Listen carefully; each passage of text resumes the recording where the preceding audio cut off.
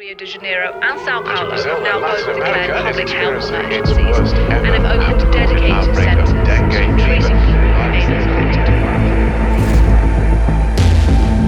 Nós tivemos uma situação de epidemia, que enfrentamos a epidemia de dengue agora em Belo Horizonte nesse momento.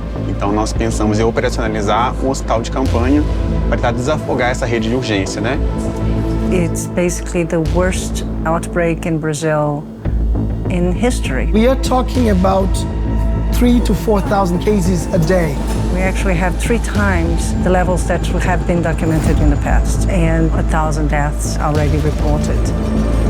Foi piorando e quando foi ontem de manhã, ele convulsionou, dispara um alarme, de repente evoluir para um quadro pior.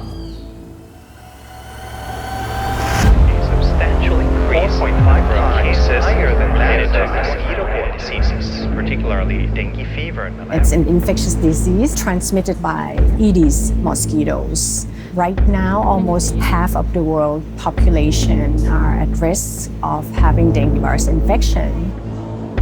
It's a huge burden. It's all hands and machines. Health authorities fight the latest dengue outbreak in Sri Lanka. What is happening every year is the number of cases are increasing. It was a very urban disease, but now we see dengue outbreaks happening all over the country. We have this happening in all dengue endemic countries. The incidence of dengue has increased tenfold in the last 20 years. Despite causing havoc for over 30 years in Asia and Latin America, unfortunately, we still don't have a treatment for dengue.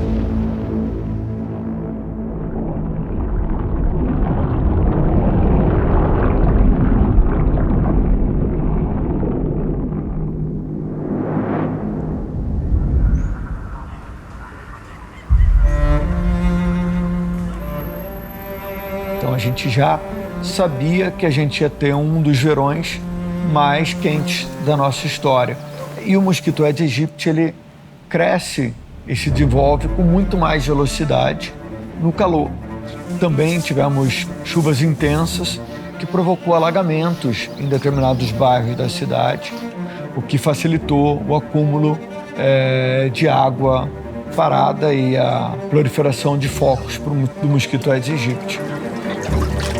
Mudança climática, ela antecipou a epidemia de dengue. Eu pensei que eu ia morrer, eu digo, pronto. O legal, assim, quando eu abri o portão para sair, aí eu caí nessa escada. Caí, não aguentei, não aguento não. Mas o que eu tô sentindo, eu não desejo para ninguém, nem para um inimigo meu. Um inimigo meu eu não desejava. What people don't realize is people are unable to earn for a good 14 days. Qualquer movimento que eu faço no trabalho é motivo para que eu pare porque eu tô sentindo dor. E é isso. Aí tu acaba perdendo porque você fica doente. É porque as pessoas acham que nas comunidades, favelas, as pessoas talvez não tenham mais cuidados e por isso que elas têm dengue. E isso não é verdade. Eu estava tendo todos os cuidados, repelente, o que não falta na minha casa e não adiantou nada. Ele teve dengue. Eu acho um absurdo os hospitais ainda não terem remédio para isso, With dengue patients, you don't know who is going to develop dengue hemorrhagic fever or who is going to be all right. Anybody who comes with dengue, you have to monitor regularly. The way in which we manage dengue, we stratify risk and we provide supportive care. These healthcare workers do not sleep at all because of the amount of work that they need to put in.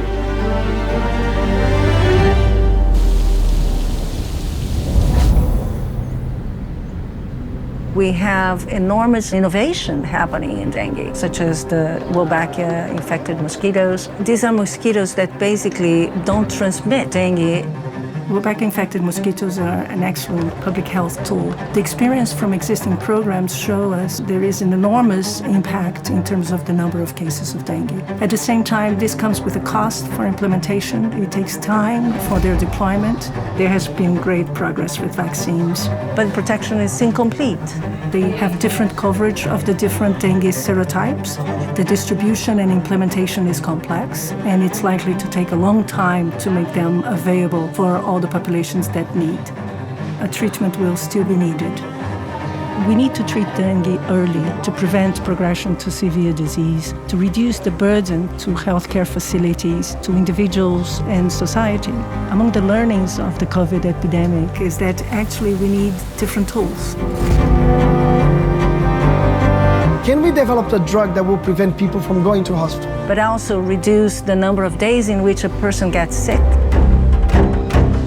DNDi is an organization that is not-for-profit and that has a focus on developing treatments for neglected diseases. We operate in collaborations, what we call a virtual orchestra with academia, with the private, the public sector, developing new treatments. DNDi has formed this Global Dengue Alliance.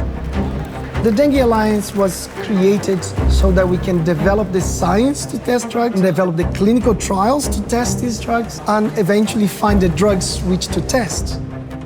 We have partners in Thailand, Malaysia, India, and Brazil. Working in endemic areas, getting data in different regions on antivirals and host-directed therapies. People realize from the COVID experience, either you came together to find a solution or you perish. DNDi has allowed us to meet partners within the endemic countries as a collaborative network. Is able to demonstrate there is enough expertise in this country to develop antivirus and develop the solutions for their own problem. Things are getting worse in future because of climate change. With the increase in temperatures, the mosquito densities increase. They're expanding to new geographical locations. The model suggests that it will continue to expand to Africa, North America, and to Europe. The number of recorded cases this year is almost 3 times as many as that last year. Experts say climate change is partly to blame.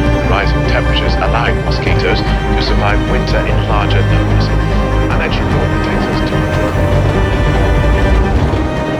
The way we do research needs to change. A global alliance is likely to find treatment for dengue much faster than individuals working alone. Nobody is safe from dengue. You could be the richest person, you could be the poorest person, and unfortunately people have died of dengue. It's not the time to wait until somebody else finds you a solution. It's about us finding solutions ourselves.